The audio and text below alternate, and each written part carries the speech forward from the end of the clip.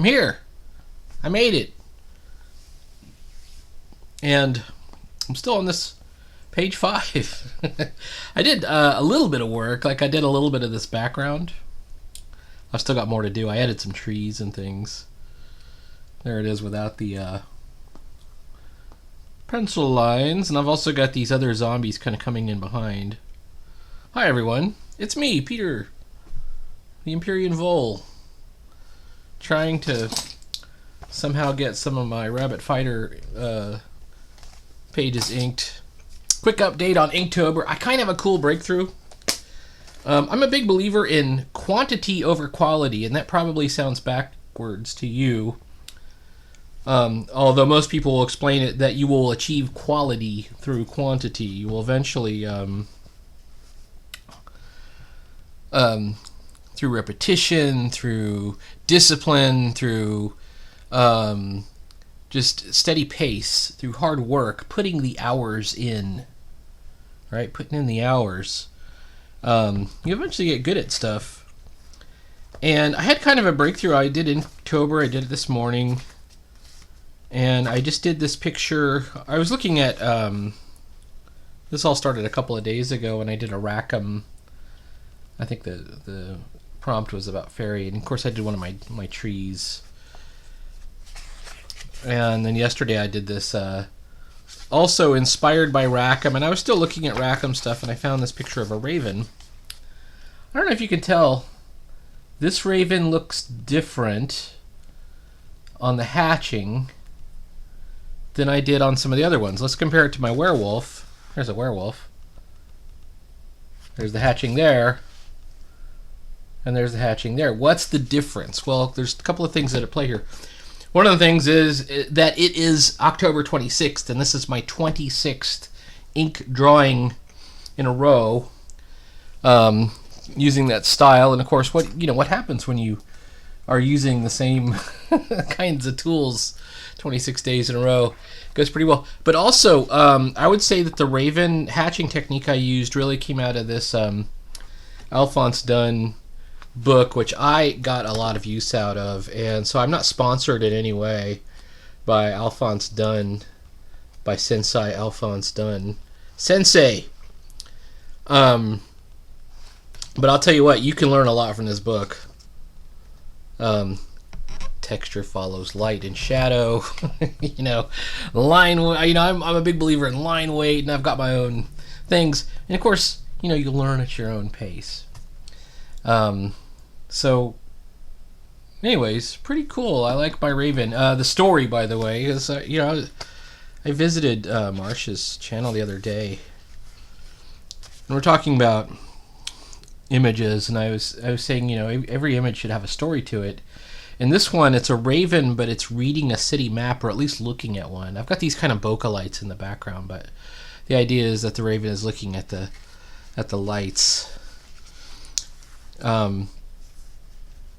I think we could shorthand this by saying every picture should have action. Let's look at my wood again. He's not merely a wood guy. I had to put the bird in there to make it a story, right? Maybe he's friends with the bird. Maybe he's talking to the bird. It implies something, and I'm not sure what it implies, but it implies a relationship, right? A story is taking place. And I would say, before I put the background in, I didn't have much of a story. We wouldn't even know that she was a vampire, right? But now we see, it's a tomb. It's a tomb. And something about her dress implies, is that a pattern? Has it been dipped in blood or something, Not every one of my pictures makes it there. But there should be something curious or something that implies a narrative. Anytime you're drawing something, maybe not every time you're drawing it, but I think it improves it a lot if you start thinking about those things. And certainly every time in a comic book. Recently they had somebody was using Midjourney, which is an AI And they said, I've just developed a comic book using Midjourney. And you looked at it, and it was these lush painted backgrounds, and then you had this character just kind of staring off in the background, and then some sort of narration going on. No story. There's no story. There's nothing going on in this comic. So, you know, I think there's been a lot of sort of worry about, you know, will the AI take over comics? And I just don't think it will. I don't think that's going to happen. So, anyways, I've still got to continue this. I've got to probably do even more trees in the background here. Comic panels are just a natural fit for that because comic panels are a story. Well, in their I mean, if you're drawing, you know, a page and you just sort of, you know, draw your hand turkey, you draw your hand and you put the thing on there, that's not really a story. Or if you draw your characters and you just have them standing facing outwards, of course that's not a story either. There must be action, and there must be relations, and, you know, all kinds of other things taking place. All right, let's try and get this zombie.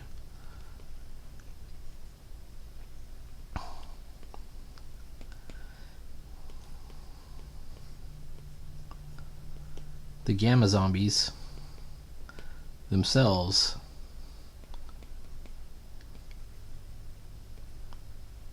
kind of imply something. You know, they're all wearing loincloths.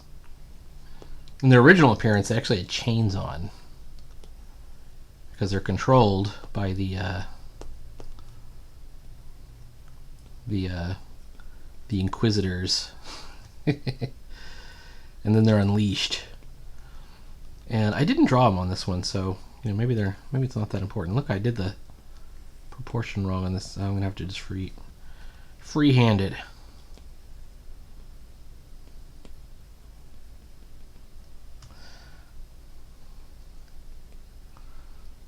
And things are going good today.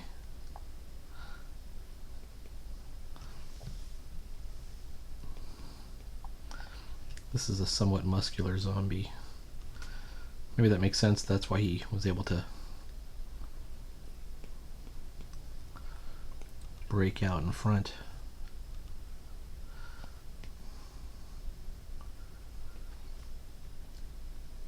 You got to watch line weight along the top contour.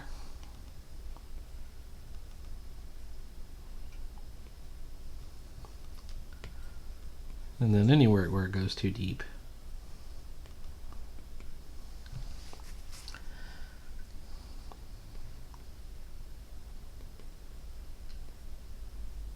That's a little bit too much.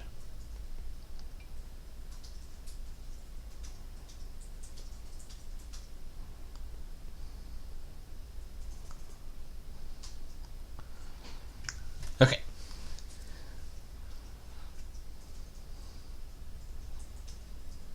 I'm going to pause for a second while I clean this up.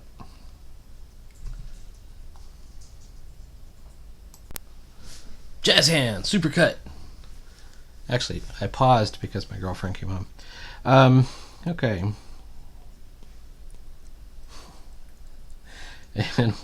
And we are off to the races.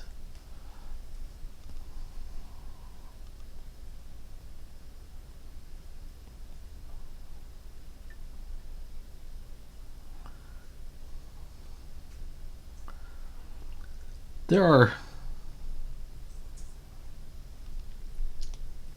a lot of situations out there that are certainly can be annoying, especially with comics.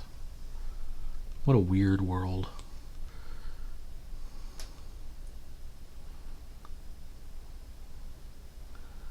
But you can't really let it daunt you, because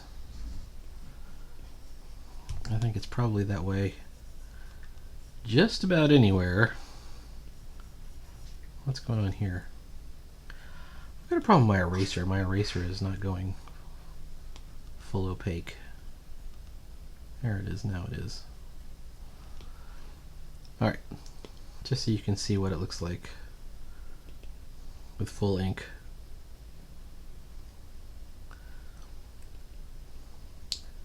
Like I said, I was feeling really good about that raven picture. The raven looking at the map.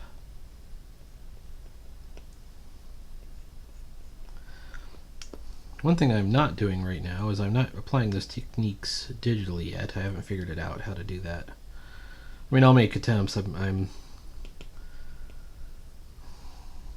My fundamentals are there as far as, you know, where to work with the line weight, but I'm not doing a lot of like hatching or anything like that. It probably is going to involve a lot of sort of experimenting with different Procreate brushes, figure out which one's the right one. I really like this Gasinki ink one, but when I started I really liked I think there was one called Natural Ink, and I used it for everything. I didn't think I would ever change that one either. Well, the truth is, you're going to keep changing as you learn new things.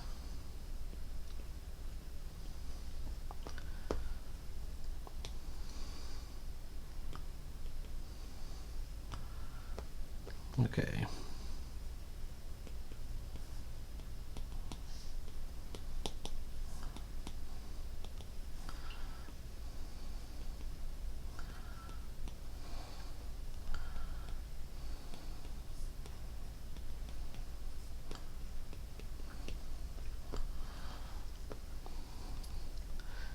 There he is, shattering that guy.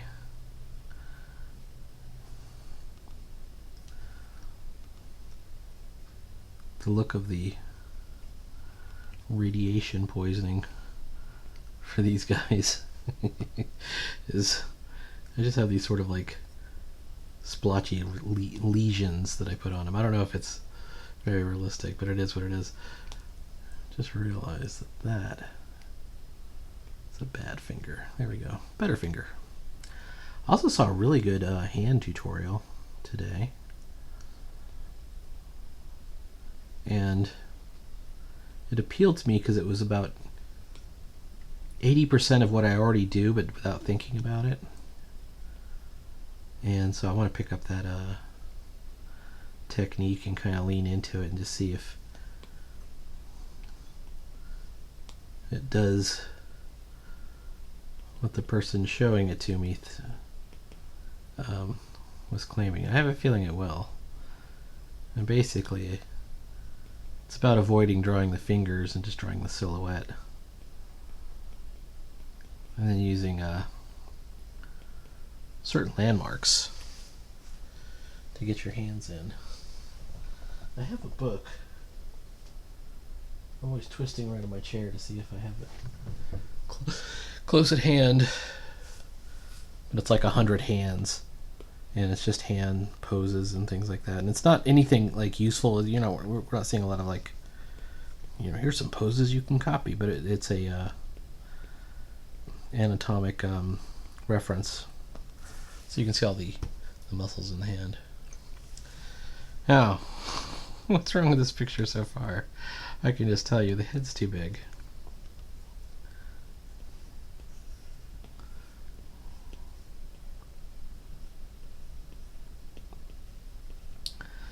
Head's too big, the arm is too long. You know, maybe the head was the right size when I had everything kind of stretched out like that, so I guess I shouldn't beat myself up too much, but let's go ahead and we're going to give it just a minimal.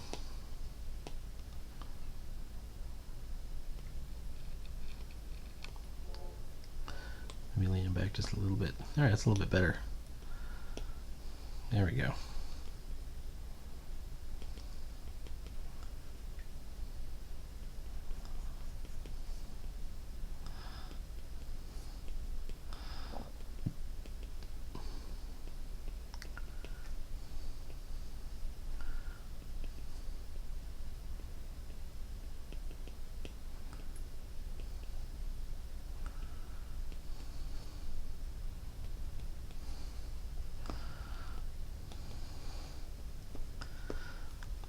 The zombies are relentless. Also, I noticed, and you might have noticed yesterday too, I had the eyes on a slightly off kilter on this foregrounded zombie that breaks through the line here. So I corrected that as well. This guy, head's the right size, body's too long. Maybe the head needs to even be bigger. But I'm not going to mess with it right now.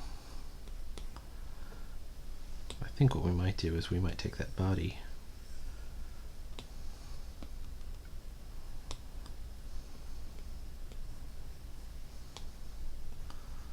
that's a little bit better. Oh, it was nothing more than a skeletal framework in the first place.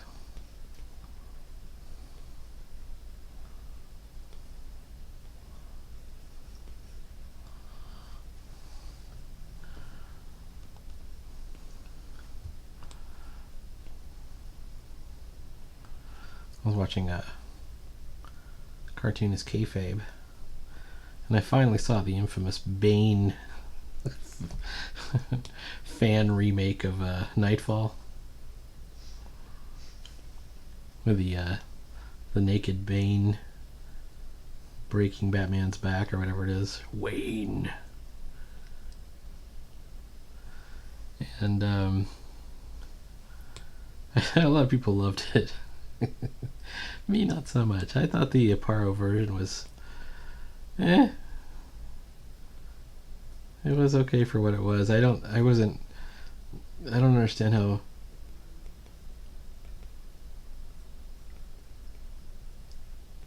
like this guy was like so mortally offended by the the lack of gore when he first saw it in like elementary school or something like that.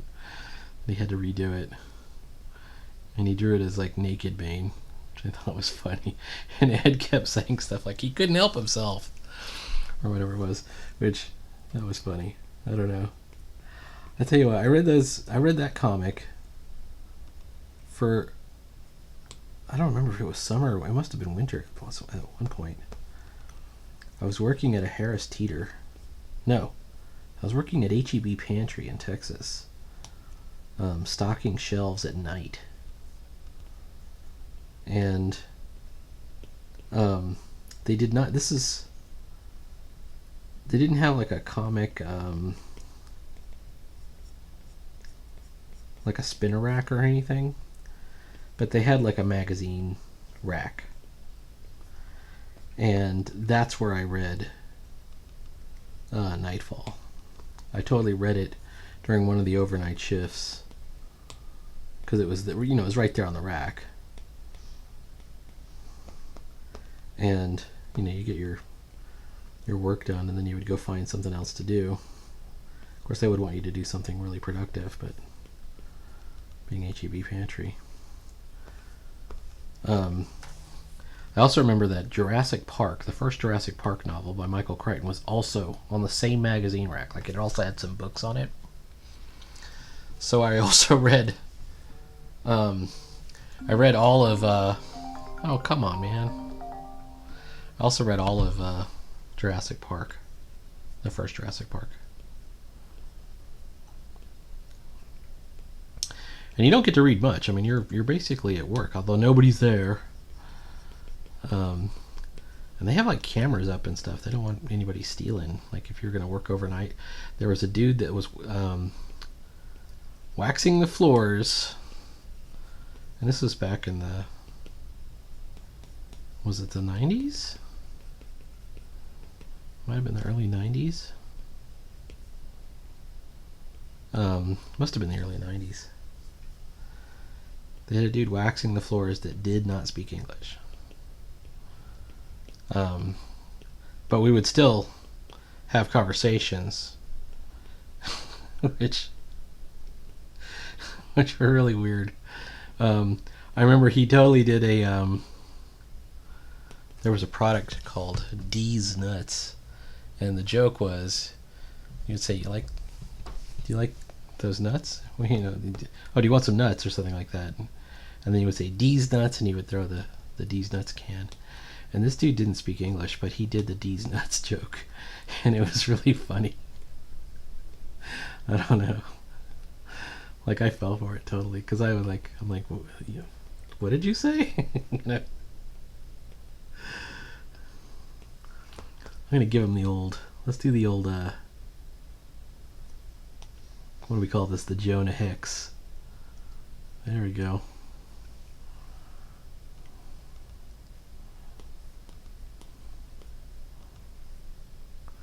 Got one eye more degenerated than the other. Awesome. Okay.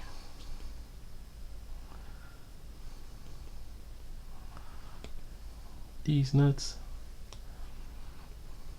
Another thing I was kind of happy to see was got home today, and on the Twitters I saw a Twitter from Luke Stone. Big fan of that guy, Luke Stone. COVID survivor. COVID survivor Luke Stone. Who I quite like. I'm a huge admirer of him.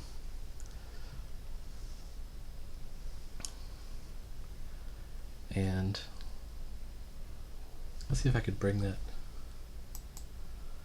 Let's see if I can bring that quote up, because it was pretty good.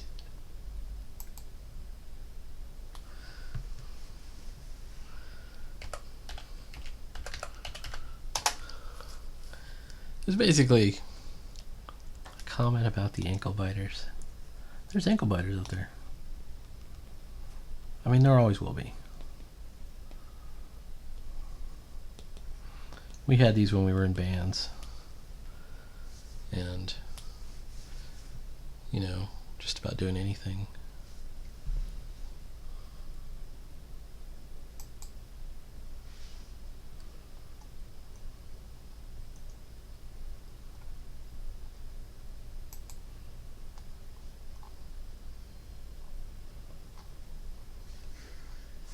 Let's see. I'm looking up this little quote that he had. I should probably find it. It's probably on mine because I retweeted it. Oof.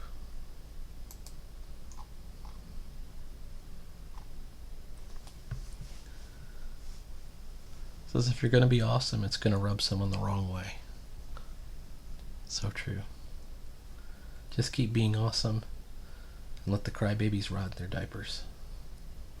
Luke Stone. I agree.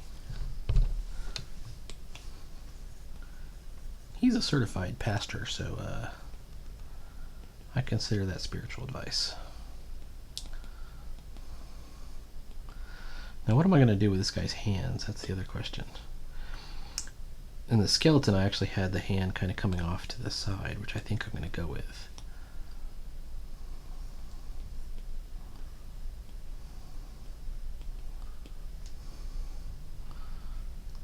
And then I can do like that, yeah. This is too long, but we'll fix that. Way too long. What is he, Stretch Armstrong? What's going on here? Okay.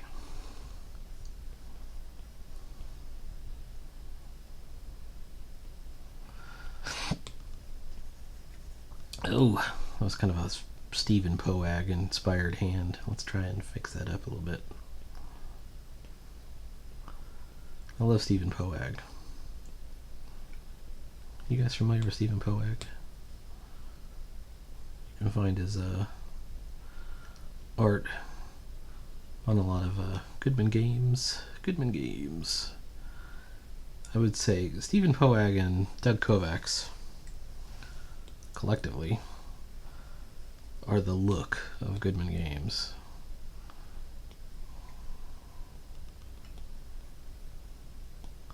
And there's a lot of other kind of fan favorites that Joseph Goodman hires. I would love to work for Goodman Games. Boy, they're cool.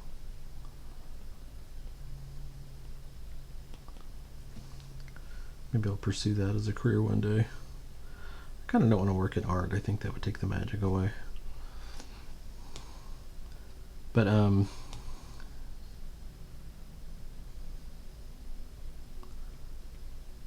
Poag does these sort of gnarly looking figures and ink, and I love them. Oh, they also, you know what they have? Like he went and hired Russ Nicholson, who if Russ Nicholson has done anything since the first edition Fiend Folio, I don't know about it. I mean, he probably did some stuff for White Dwarf or something like that, or who knows what that guy's art career was like after about 1983 or so. But I certainly didn't see a lot of him, but he's definitely like one of the coolest, absolute coolest artists. And somehow Joseph Goodman got him working on things. So there's like Joseph Goodman pieces in Russ Nicholson pieces in Mutant Crawl Classics. This, by the way, is a Doug Kovacs cover. You can tell the painted look.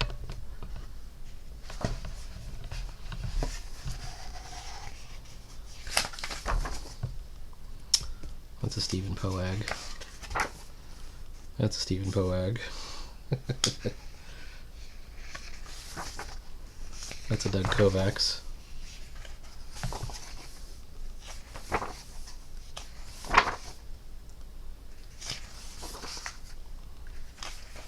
Where did I see Russ Nicholson?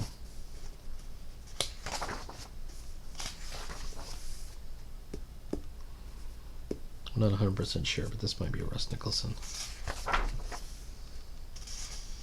That's definitely a Doug Kovacs.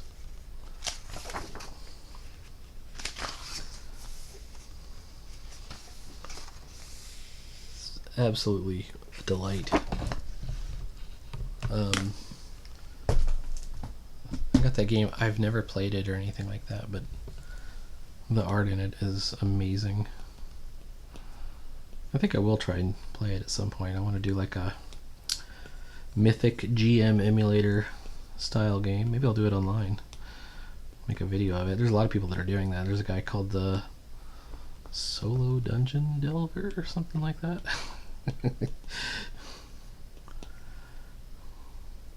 But his shit is really detailed. Like he actually has music and it's all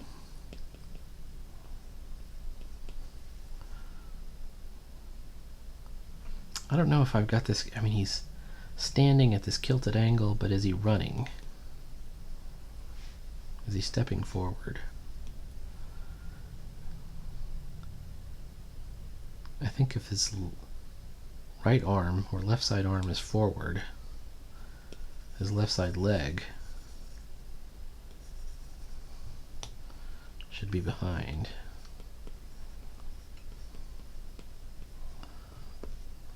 There we go. Let's go with that. I've got clothing folds in his thighs. That's not what I wanted to do. All right, let's try it this way. Okay. Another wire coil perspective.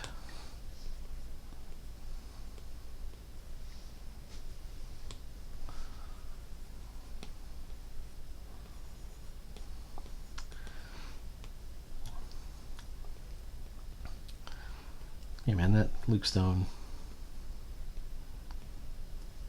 tweet really spoke to me, because I know that there are some malicious motherfuckers out there.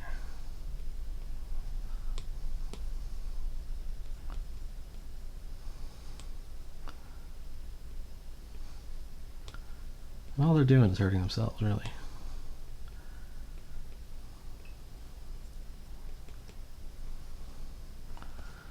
Okay, that's terrible.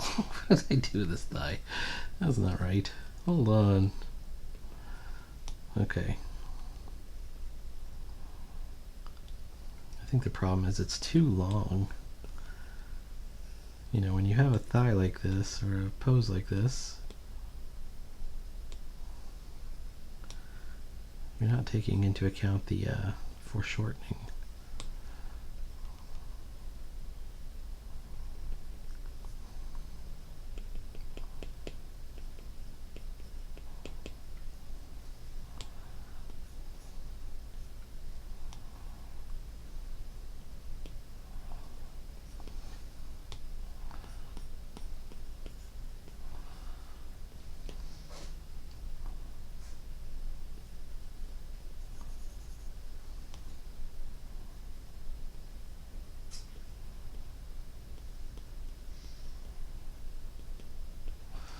Alright, well, it is what it is. He's going to be a smaller figure, because, you know, once we get into this life-size look here,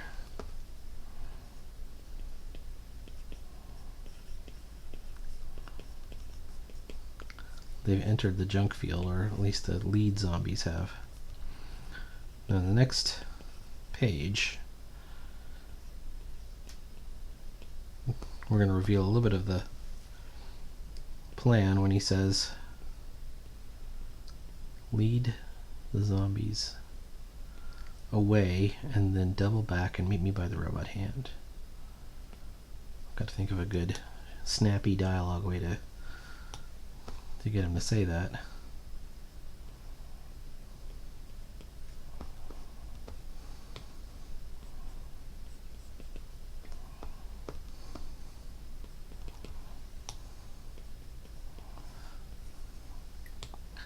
These are terrible plants. What am I thinking here? Alright. Let's get some high grass. To apply some Alphonse Dunn. As that shadow follows texture.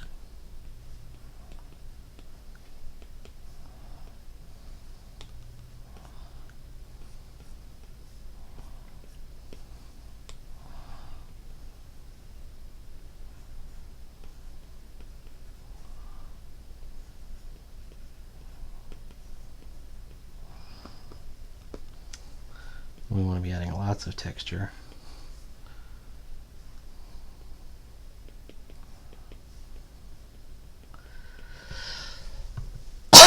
Okay. Also, just because it keeps throwing me off,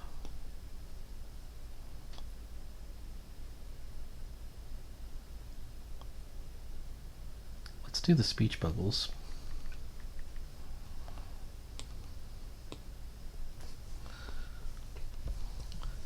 And if we have the speech bubbles, we'll be able to see what we don't have to draw. Oh, that's too thick.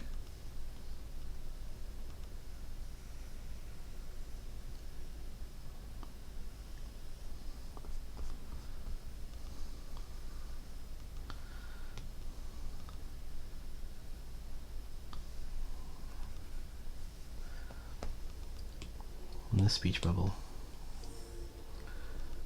he's explaining, like, the information in this panel is that even though there's just a few, there's more. More coming that I couldn't draw. Okay, oops. Or that won't fit on the page just yet.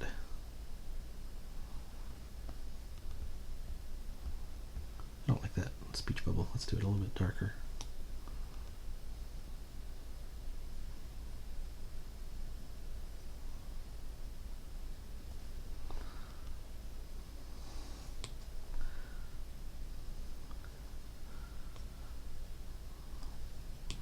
Even though there's no text inside that one, we still throw the white in. Alright.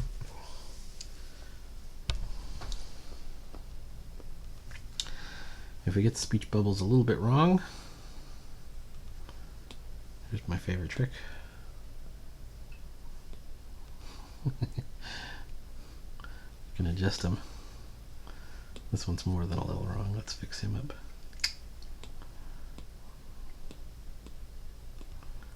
You need enough air in the balloon. Right.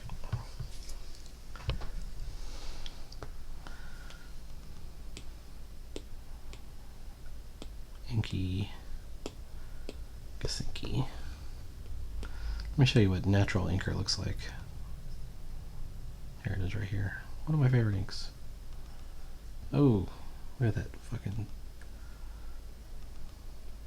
It has like a lot of swing to it.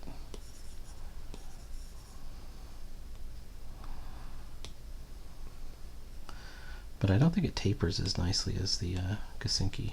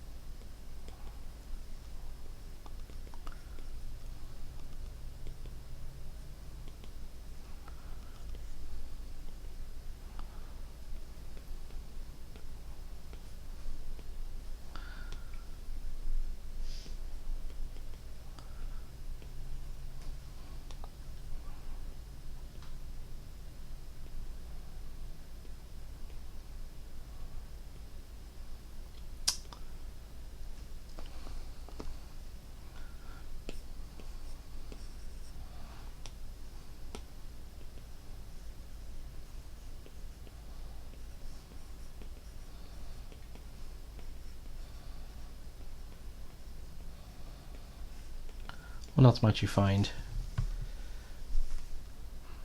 in a junk field like this? There could be all kinds of things.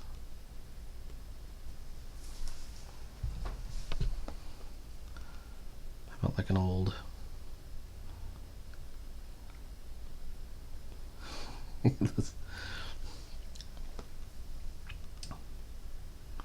just to be a bit of a troll here.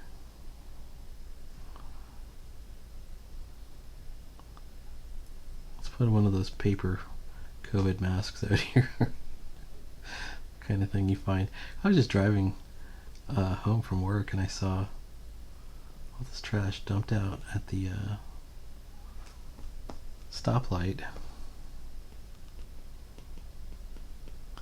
And a lot of this trash was discarded old COVID masks. Can't think of anything grosser.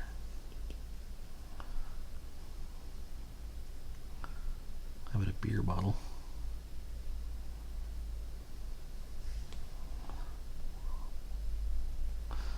That looks more like a salad dressing bottle. Maybe a salad dressing bottle. How about that?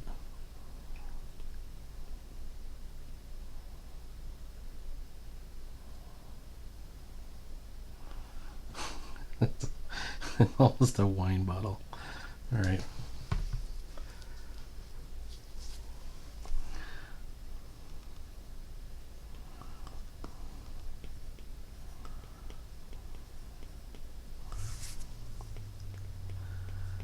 Okay, the grass should be shorter the further it gets away.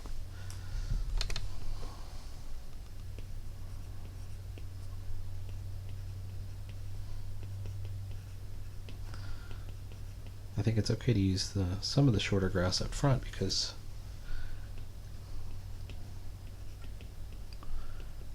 it just implies shorter grass, I think. As long as you got the line way right. Alright, let's take a look. Full size. Still got the dude in the back.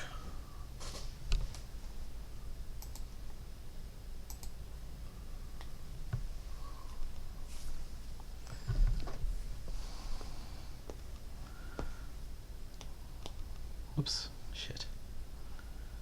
I did this wrong. Where's inking? There it is. Okay, Gasinki.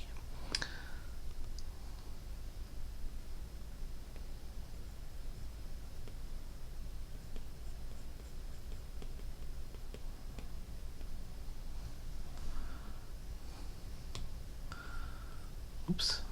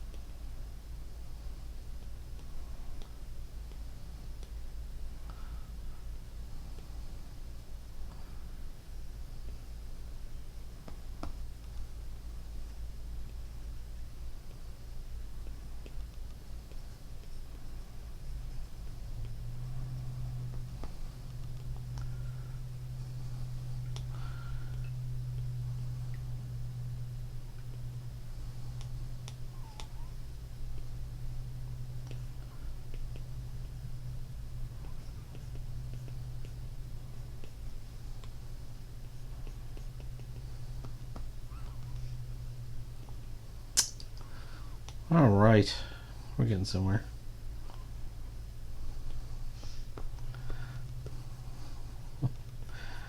Maybe not anywhere good.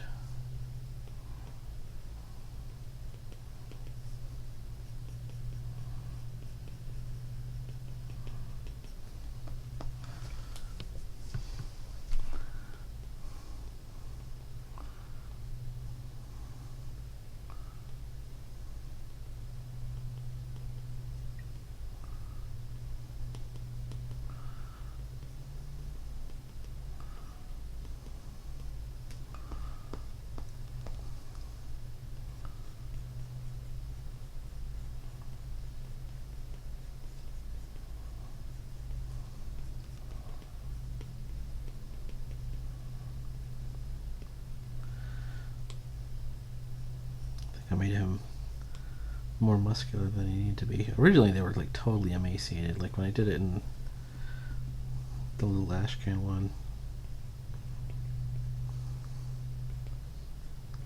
You know, they really were the Walking Dead. They were emaciated. Let's call this Vino. V-I. Vino. There we go. Good.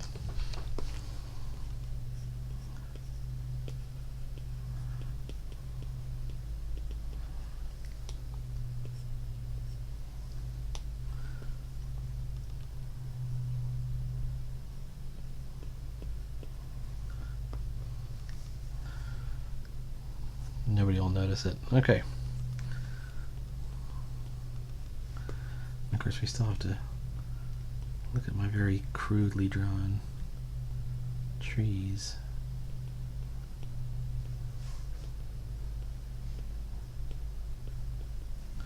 Oh, also the sticker bushes. I think we could do some of those. They're not. I only did these like June. Is when I did the other comic, so not that long ago. Less than 6 months ago, 4 months ago, really. And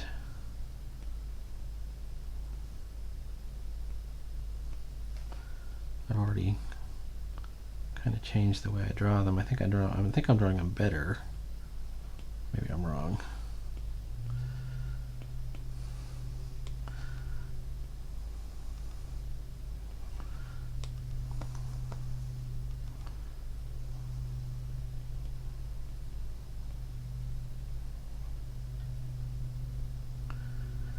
And once again, this goes back to that quantity versus quality argument. But you can't truly achieve quality without putting the hours in, the pen miles, putting in the work.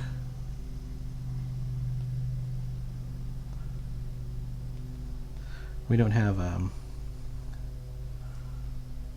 apprenticeships as such anymore. I mean, probably somebody's still doing it. Maybe there is.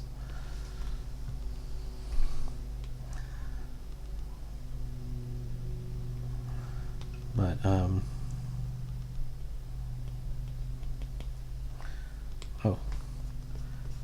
the end of the rifle must actually be shown. All right.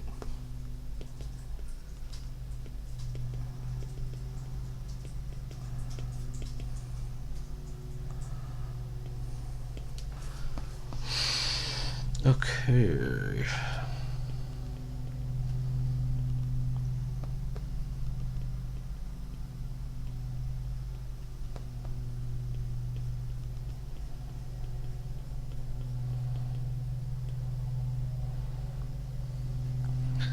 Like if this were on real paper, I think I would approach this using the more of the Alphonse Dunn method. It would also be a lot slower.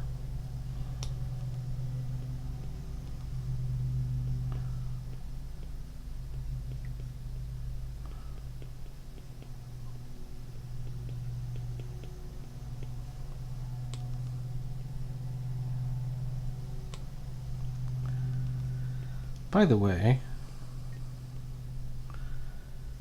new Kubert School classes are opening soon. Unfortunately, this semester, there wasn't anything that really appealed to me. There is a new narrative arts course taught by Emma Kubert, but I don't really want to take it from her. I only like taking it because she's kind of new school. She's a real Kubert. She's like a granddaughter, I think.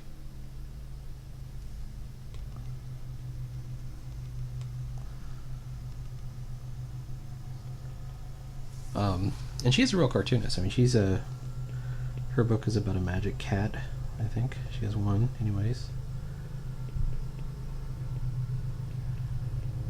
And so I have no doubt that the information in the course is sound and really good.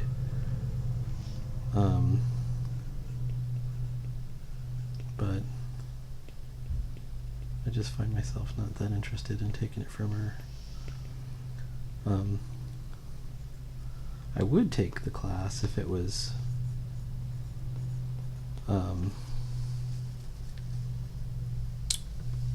someone else, though.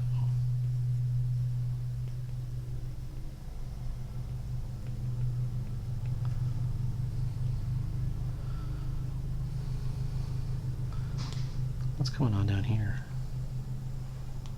Oh, it's just some rubble.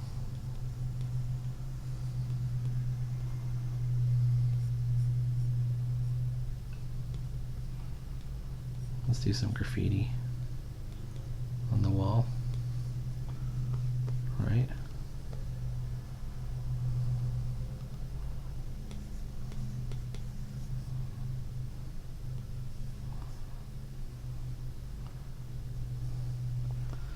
That was one I would see in Lubbock a lot.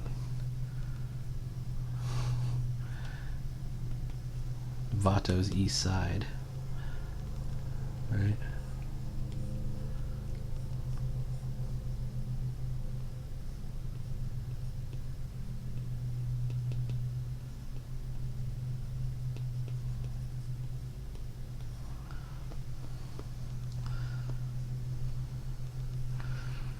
I don't know if it looks like a V. It looks more like a Y. That's okay.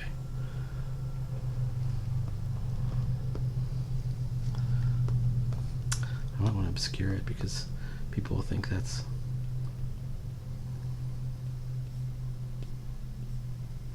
important, and it's not. It's just meant to be. So we'll still leave it on there.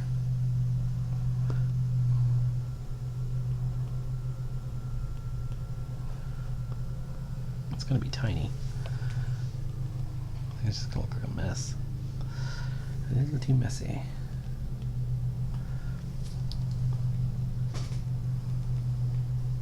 Oh, let's do some more of those prickly pear cactuses. Which of those?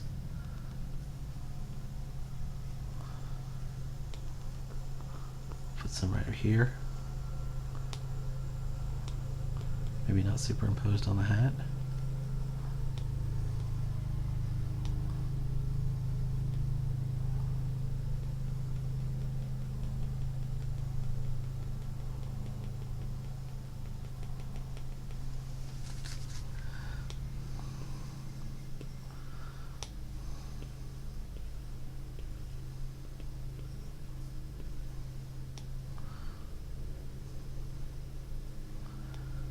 When I was living in Lubbock, there was one dude that was making prickly pear wine, which was, it was grape wine, but it had prickly pears infused in it somehow. It's purple.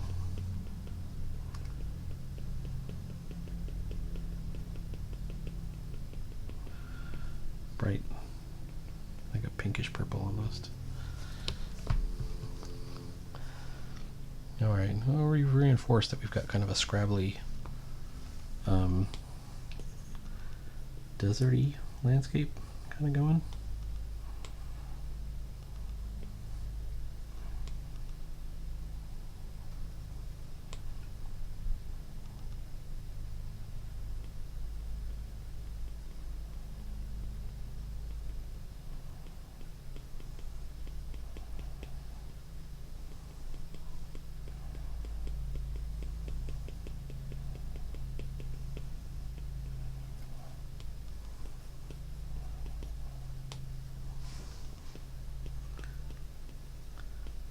If you want to see some nice nature backgrounds, you should check out like Roadrunner cartoons with Chuck Jones.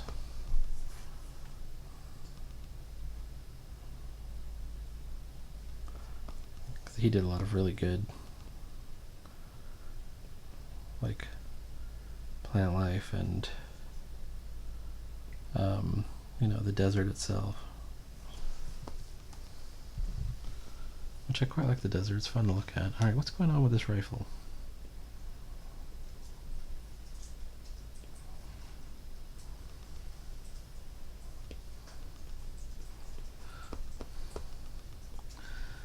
think this, alright, here we go.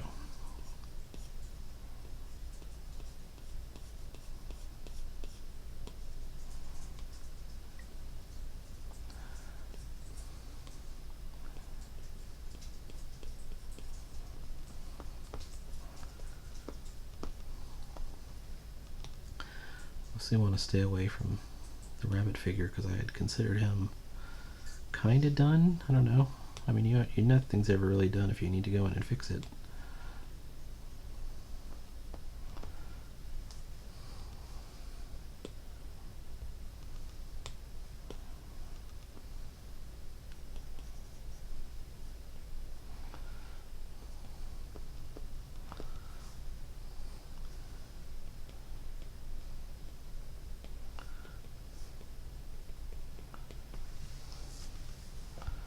How do I get this guy in the back? Well, we don't need the pencil there because there's literally nothing there. Okay, so we're just going to do a zombie. Let's do him kind of arms, hanging at his sides, and that sort of zombie walk. I give him way too big of a chest to be a zombie. You only need like a chest like that. Slump shouldered. There we go.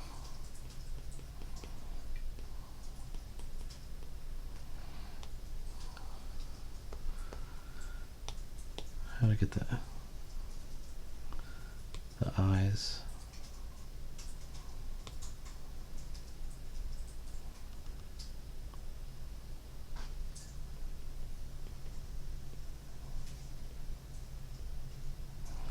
Let's do like a,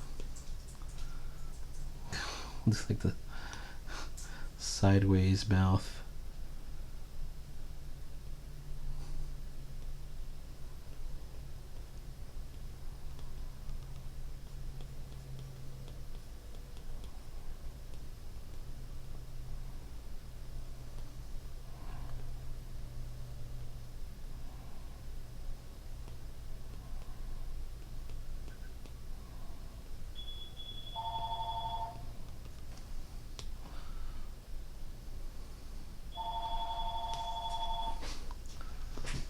He's looking good, although the head's too big for the body right now, but we're gonna see what we can make of it because it's so far away. I kind of want to keep what I've got on that head.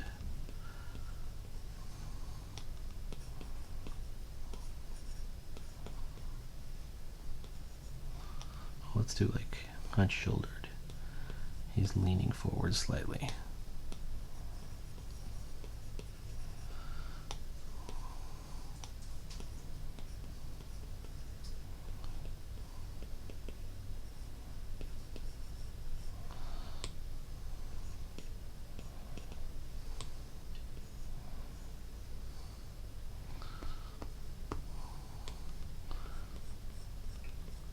He certainly does look zombie-esque. All right.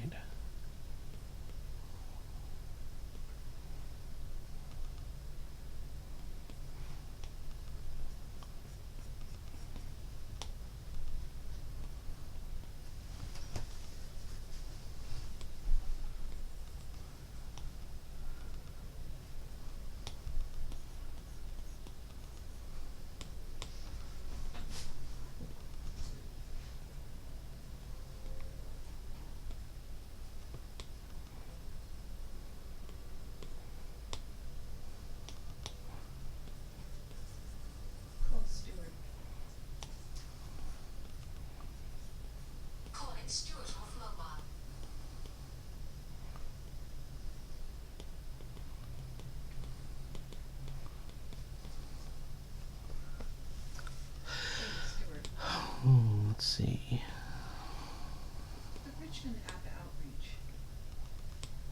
We don't seem to have received the envelope files for that.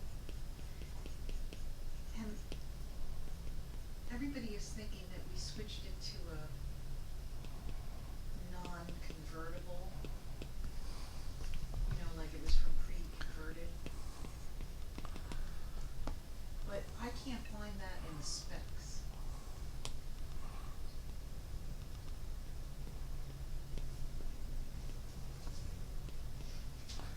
I think his hand is in a weird place here.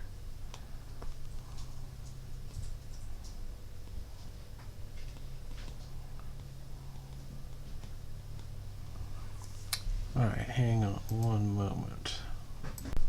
Alright, last part. We're just going to finish up this panel, or at least get it to a finished enough state where we can move on to the other 4 panels.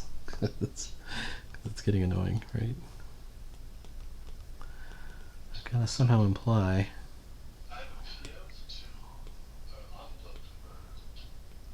Yeah. that there's more. Converted, and it was another one that we did as a pre-converted. That there's even more zombies in the background, which I think we're just going to do with silhouettes.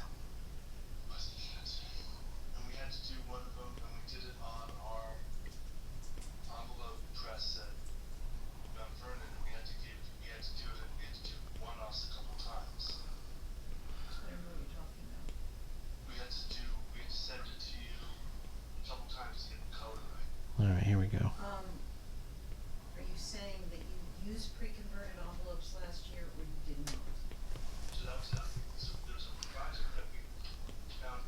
I know that you did another one. I'm talking about this job. All I want to know about right now is the app outreach. Anything else is confusing. Let's call that good enough for right now. And that'll be it for today. Please like, follow, and subscribe. And we're going to do these next 4 panels. Maybe in 1 or 2 videos. Maybe. I don't know. Who knows? How many videos will it take? Alright, man. Catch you later.